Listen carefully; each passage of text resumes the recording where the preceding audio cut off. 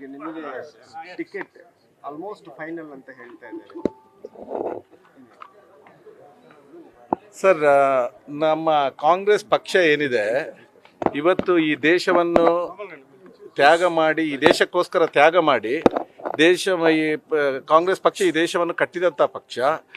ಬಹುಶಃ ಈ ದೇಶದ ಜನತೆಯ ಭಾವನೆಗಳಿಗೆ ಗೌರವ ಕೊಡುವಂಥ ಪಕ್ಷ ಯಾವತ್ತಂತ ಇದ್ದರೆ ಅದು ಕಾಂಗ್ರೆಸ್ ಪಕ್ಷ ಅಂತ. ಆ ನಿಟ್ಟಿನಲ್ಲಿ ಇವತ್ತು ಕಾಂಗ್ರೆಸ್ ಪಕ್ಷದವರು ಈ ನಮ್ಮ ಲೋಕಸಭಾ ಕ್ಷೇತ್ರದ ಜನರ ಭಾವನೆಗಳಿಗೆ ಬೆಲೆ ಕೊಟ್ಟು ಅಭ್ಯರ್ಥಿಗಳ ಆಯ್ಕೆಗಳನ್ನು ಮಾಡ್ತಾ ಇದೆ. ಆ ನಿಟ್ಟಿನಲ್ಲಿ ನಾನು ಟಿಕೆಟ್ ಈ ಬಾರಿ ನನಗೆ ಸಿಗುತ್ತೆ ಅನ್ನುವಂಥ ಒಂದು ನಿರೀಕ್ಷೆಯಲ್ಲಿ ನಾನಿದ್ದೇನೆ. ಅದನ್ನು ಕೊಡುತ್ತೆ ಅನ್ನುವಂಥ ಭರವಸೆ ನನಗಿದೆ. ಯಾಕಂದರೆ ಈ ಸಲ ಒಂದು ಟಿಕೆಟ್ ನಿಮಗೆ ಸಿಗುತ್ತೆ ಅಂತ ಫೈನಲ್ ಆಗ್ತದೆ ಅಂತ ಆದರೆ ಮುಂದೆ ಯಾವ ರೀತಿ ವಿಚಾರ? ಯಾಕಂತ ಹೇಳಿದರೆ ನಿಮ್ಮ ಮುಂದೆ ಇರುವಂಥದ್ದು ಬಿಜೆಪಿಯ ಘಟಾನುಘಟಿ ಇವರೇ ಇದ್ದಾರೆ, ಅವರನ್ನು ಹೇಗೆ ಟ್ಯಾಕಲ್ ಮಾಡಿ? ಸರ್, ನಾನು ನಿಜ ಹೇಳಬೇಕಂದ್ರೆ ಘಟಾನುಘಟಿಗಳು ಇರುವುದು ಅಲ್ಲಿ ಗುಡಿ ಒಳಗಡೆ ಮಾತ್ರ. ಯಾರನ್ನು ನಾನು ಘಟಾನುಘಟಿಗಳಂತ ನಾನು ನೆನೆಸ್ಕೊಳ್ಳಿಲ್ಲ. ನಾನು ಈ ಕ್ಷೇತ್ರದಲ್ಲಿ ಸುಮಾರು 27 ವರ್ಷಗಳಿಂದ ನಾನು ಸೇವೆಯನ್ನು ಮಾಡ್ತಾ ಇದ್ದೇನೆ. ಇವತ್ತು ಕೂಡ ನಾನು ದೇವರ ದರ್ಶನಕ್ಕೆ ಅಂತ ಬಂದೆ. ನಾನು ಬಂದು ದೇವರಲ್ಲಿ ಪ್ರಪ್ರಥಮವಾಗಿ ಬೇಡ್ಕೊಂಡದ್ದು ಏನು ಅಂತ ಹೇಳಿದರೆ, ಈ ಕ್ಷೇತ್ರದಿಂದ ನಾನು ಸೇವೆ ಮಾಡಿದ್ದೇನೆ, ಜನರ ಪ್ರೀತಿ ವಿಶ್ವಾಸಗಳನ್ನು ಖಂಡಿತ ನಾನು ಗಳಿಸಿಕೊಂಡಿದ್ದೇನೆ. ಆ ಪ್ರೀತಿ ವಿಶ್ವಾಸಗಳನ್ನು ಉಳಿಸಿಕೊಡುವಂಥ ಶಕ್ತಿ ಆ ಪರಮಾತ್ಮ ನನಗೆ ಕೊಡು ಅಂತ ಹೇಳಿ ನಾನು ದೇವರಲ್ಲಿ ಪ್ರಾರ್ಥಿಸಿಕೊಂಡಿದ್ದೇನೆ. ಅದರ ನಂತರ ಈ ಜಿಲ್ಲೆಯಲ್ಲಿ ನಾವು ನೋಡ್ತಾ ಇದ್ದೇವೆ, ನಾನು ಸಾಮಾಜಿಕವಾಗಿ ಆರ್ಥಿಕವಾಗಿ ಹಿಂದುಳಿದ ವರ್ಗಕ್ಕೆ ಏನಾದರೂ ಸಹಾಯ ಮಾಡಬೇಕನ್ನೋಂಥ ಬ್ರಹ್ಮಶ್ರೀ ನಾರಾಯಣ ಗುರುಗಳ ತತ್ವ ಸಂದೇಶದಂತೆ ಮಾನ್ಯ ಶ್ರೀಮಾನ್ ಬಿ ಜನಾರ್ದನ್ ಪೂಜಾರಿ ಅವರ ಒಂದು ಆ ಮಾರ್ಗದರ್ಶನದಲ್ಲಿ ನಾನು ನಡೆದುಕೊಂಡು ಬರ್ತಾ ಇದ್ದಂಥವನು. ಆ ನಿಟ್ಟಿನಲ್ಲಿ ಇವತ್ತು ಬ್ರಹ್ಮಶ್ರೀ ನಾರಾಯಣ ಗುರುಗಳ ತತ್ವ ಸಂದೇಶ ಏನಿದೆ, ಈ ನಮ್ಮ ಸಮಾಜದಲ್ಲಿರುವಂತಹ ಅಶಕ್ತರ ಕಣ್ಣೊರೆಸುವಂಥ ಕೆಲಸ ಮಾಡಬೇಕು ಅನ್ನುವಂಥದ್ದು. ಈ ನಿಟ್ಟಿನಲ್ಲಿ ನಾನು ಹಿಂದೆಯಿಂದಲೂ ನನ್ನ ಕೈಯಲ್ಲಾದಷ್ಟು ಕೆಲಸಗಳನ್ನು ನಾನು ಮಾಡ್ತಾ ಬರ್ತಾ ಇದ್ದೇನೆ.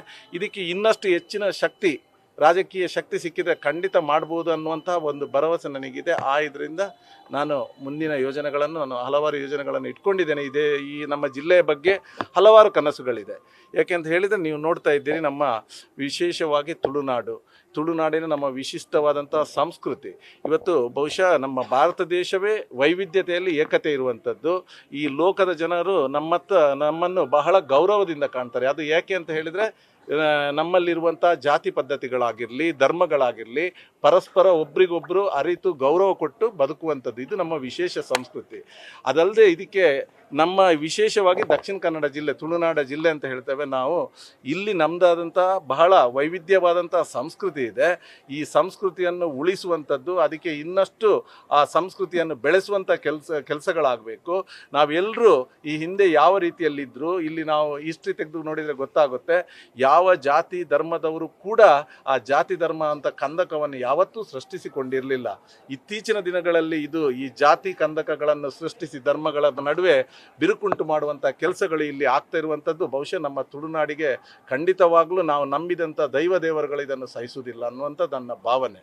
ಈಗ ಜಿಲ್ಲೆಯಲ್ಲಿ 8 ವಿಧಾನಸಭಾ ಕ್ಷೇತ್ರದಲ್ಲಿ 6ರಲ್ಲಿ ಬಿಜೆಪಿ MLAಗಳಿದ್ದಾರೆ, 2 ಕಡೆ ಕಾಂಗ್ರೆಸ್.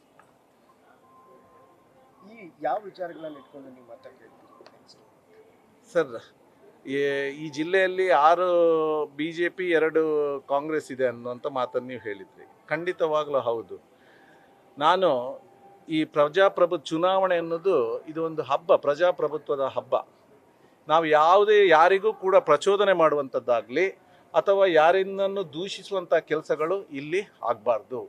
ನಾವು ಚುನಾವಣೆಯನ್ನು ಪ್ರಜಾಪ್ರಭುತ್ವದ ಹಬ್ಬ, ಅದನ್ನು ಒಳ್ಳೆ ರೀತಿಯಲ್ಲಿ ಸಂಭ್ರಮಿಸೋಣ, ಆಚರಿಸುವ. ನಮಗೆ ನಾನು ಏನೇ ಹೇಳಲಿಕ್ಕೆ ಇಚ್ಛಿಸ್ತೇನೆ ಅಂತ ಹೇಳಿದರೆ, ದಕ್ಷಿಣ ಕನ್ನಡ ಜಿಲ್ಲೆಯವರು ಅಂದರೆ ಬುದ್ಧಿವಂತರ ಜಿಲ್ಲೆ ಅಂತ ನಮಗೆ ಹೆಸರಿದೆ. ನಮಗೆ ಬಹಳಷ್ಟು ದೈವ ದೇವರುಗಳ ಆಶೀರ್ವಾದಗಳಿದೆ. ಅವರು ನಮಗೆ ಒಳ್ಳೆಯ ಬುದ್ಧಿಗಳನ್ನು ಕೊಟ್ಟಿದ್ದಾರೆ. ನಮಗೆ ಅದನ್ನು ನಾವು ಬಳಸ್ಕೊಳ್ಳುವ ಆ ಬುದ್ಧಿಯನ್ನು. ಯಾರ್ಯಾರೋ ಹೇಳಿದ ಮಾತುಗಳಿಗೆ ಪ್ರಚೋದನೆಗೆ ಒಳಪಟ್ಟು ನಮ್ಮ ತುಳುನಾಡಿನ ಸಂಸ್ಕೃತಿ ಏನಿದೆ ಇದಕ್ಕೆ ಪೆಟ್ಟು ಬೀಳದಾಗೆ ನೋಡುವಂಥ ಒಂದು ಮನಸ್ಥೈರ್ಯ ನಮಗೆ ಪ್ರತಿಯೊಬ್ಬರಿಗೆ ಕೂಡ ಬೇಕು. ಇದನ್ನು ನಾವು ಮಾಡುವಂತ ಹೇಳ್ತೇನೆ. ಇದೇ ವಿಚಾರಗಳನ್ನು ಇಟ್ಕೊಂಡು ನಾವೆಲ್ಲರೂ ದೇವರ ಮಕ್ಕಳು. ಜಾತಿ ಮತ ಧರ್ಮ ಯಾರು ಕೂಡ ಅರ್ಜಿ ಹಾಕಿ ಇಂಥ ಧರ್ಮದಲ್ಲೇ ಹುಟ್ಟಬೇಕು ಅಥವಾ ಇಂಥ ಜಾತಿಯಲ್ಲೇ ಹುಟ್ಟಬೇಕು ಅಂತ ಯಾರೂ ಕೂಡ ಬಯಸಿರುವುದಿಲ್ಲ. ಅದು ಪದ್ಧತಿ ಬಂದಿದೆ. ಇದನ್ನು ನಾವು ಜನರಿಗೆ ಮನವರಿಕೆ ಮಾಡಿ ಎಲ್ಲರೂ ಸಹೋದರತ್ವದಿಂದ ಬಾಳಿ ಮುಂದಿನ ದಿವಸಗಳಲ್ಲಿ ಹಿಂದಿನ ಮಂಗಳೂರು ಹೇಗಿತ್ತು ಮಾನ್ಯ ಶ್ರೀಮಾನ್ ಬಿ ಜನಾರ್ದನ್ ಪೂಜಾರಿ ಅವರ ಕನಸಿತ್ತು. ಅವರು ಬೇಕಾದಷ್ಟು ಸಾಧನೆಗಳನ್ನು ಮಾಡಿದ್ದಾರೆ. ಇವತ್ತು ಈ ದೇಶ ಕಂಡಂಥ ಒಬ್ಬ ಪ್ರಾಮಾಣಿಕ ರಾಜಕಾರಣಿ, ಹಾಗೆ ಪ್ರಬುದ್ಧ ರಾಜಕಾರಣಿ ಅಂತ ಹೆಸರು ಗಳಿಸಿದಂಥವರು. ಅವರು ಮಾಡಿ ಹಲವಾರು ಜನಪರ ಕೆಲಸಗಳನ್ನು ಮಾಡಿ ತೋರಿಸಿದ್ದಾರೆ. ಇದನ್ನು ಮುಂದುವರಿಸುವಂಥ ಕೆಲಸಗಳನ್ನು ನಾನು ಮಾಡಲಿಕ್ಕೆ ಇಚ್ಛಿಸ್ತೇನೆ. ಸರ್, ಹೈಕಮಾಂಡ್ನವರು ನನ್ನ ಹತ್ರ ಕಾಂಟ್ಯಾಕ್ಟಲ್ಲಿ ಇದ್ದಾರೆ ಸರ್. ಸರ್, ಟಿಕೆಟ್ ನೋಡಿ, ಒಂದು ರಾಷ್ಟ್ರೀಯ ಪಕ್ಷ ಅಂತ ಹೇಳಿದ ನಂತರ ಅದರದ್ದೇ ಆದಂತಹ ಹಲವಾರು ಬೆಳವಣಿಗೆಗಳಿರುತ್ತೆ. ಇದನ್ನೆಲ್ಲ ಅವರು ಅವಲೋಕಿಸಬೇಕು. ಆದರೆ ಖಂಡಿತವಾಗ್ಲೂ ಜನರ ಭಾವನೆಗಳಿಗೆ ಈ ಪಕ್ಷ ಬೆಲೆ ಕೊಡುವಂಥ ಪಕ್ಷ ಇದ್ರೆ ಅದು ಕಾಂಗ್ರೆಸ್ ಪಕ್ಷ. ಅದು ಈ ಸಲ ಕೊಡುತ್ತೆ ಅನ್ನುವಂಥ ಧೈರ್ಯ ನನಗಿದೆ. ಧನ್ಯವಾದಗಳು. ನ್ಯೂಸ್ ಫಸ್ಟ್, ನಿರ್ಭೀತಿಯಿಂದ ನಿಮ್ಮ ಪರವಾಗಿ.